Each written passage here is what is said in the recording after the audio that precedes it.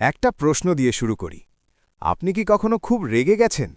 অথবা এমন ভয় পেয়েছেন মনে হয়েছে সামনে এগোলেই সব শেষ? যদি উত্তর হ্যাঁ হয়, তাহলে আজকের এই ভিডিওটা আপনার জন্য। কারণ আজ আমরা এমন দুটো অনুভূতির কথা বলবো যেগুলোকে আমরা সারা জীবন শত্রু ভেবে এসেছি। রাগ আর ভয়। কিন্তু সত্যিটা হলো এই দুইটাই হতে পারে আপনার জীবনের সবচেয়ে বড় অস্ত্র। শুধু জানতে হবে লাগামটা কোথায় ধরবেন। ভিডিওটা শেষ পর্যন্ত দেখুন, হয়তো এটাই আপনার জীবনের টার্নিং পয়েন্ট। রাগ কেন হয়?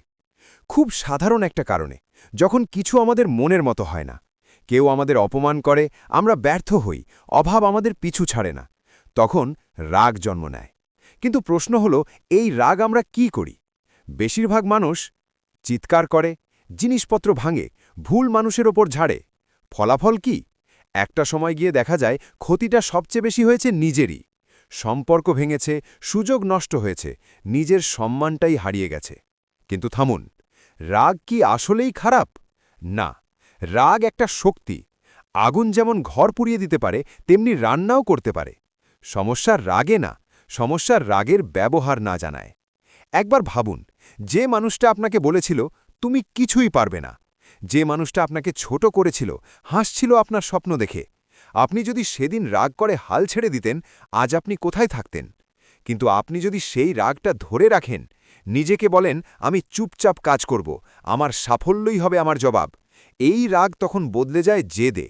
যেদিন কাজ করতে ইচ্ছে করে না, যেদিন মন বলে আজ বাদ দিই, সেদিন সেই অপমানের কথা মনে করুন। নিজেকে বলুন আমি থামলে ওরা জিতে যাবে। এই ভাবনাই মানুষকে ভরে উঠতে বাধ্য করে, ঘাম ঝরাতে বাধ্য করে, হার মানতে দেয় না। ইতিহাস দেখুন, প্রায় সব বড় সাফল্যের গল্পের পেছনে আছে কোনো না কোনো অপমান, কষ্ট বা অবহেলা।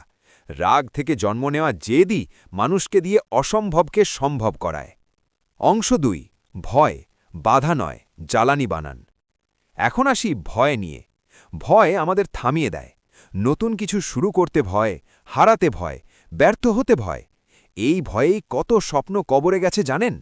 কিন্তু একটা কথা পরিষ্কার করে বলি, ভয় থাকা খারাপ না, ভয়কে ভয় পাওয়া খারাপ। ভয় মানে আপনি সচেতন, ভয় মানে আপনার কিছু হারানোর আছে। ভাবুন, যদি পরীক্ষায় ফেল করার ভয় না থাকতো, তাহলে কি আপনি রাত জেগে পড়তেন?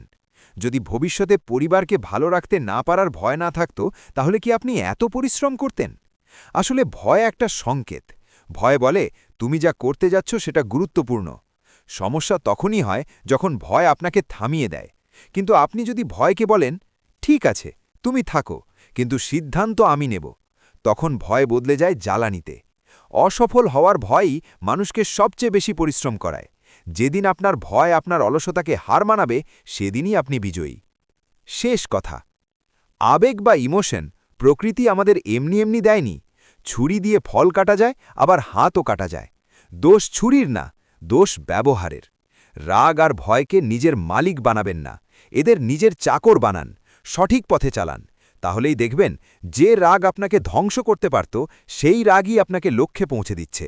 যে ভয় আপনাকে থামিয়ে দিতে পারত, সেই ভয়েই আপনাকে দৌড়তে শেখাচ্ছে। মনে রাখবেন, ইমোশন আমাদের দুর্বলতা নয়, সঠিক ব্যবহার জানলে এটাই আমাদের সবচেয়ে বড় শক্তি। আজ যদি এই ভিডিও থেকে একটা কথাও আপনার মনে গেঁথে যায়, তাহলেই এই ভিডিওর উদ্দেশ্য সফল। নিজেকে বিশ্বাস করুন, লড়াইটা চালিয়ে যান, আপনার সময় আসবেই।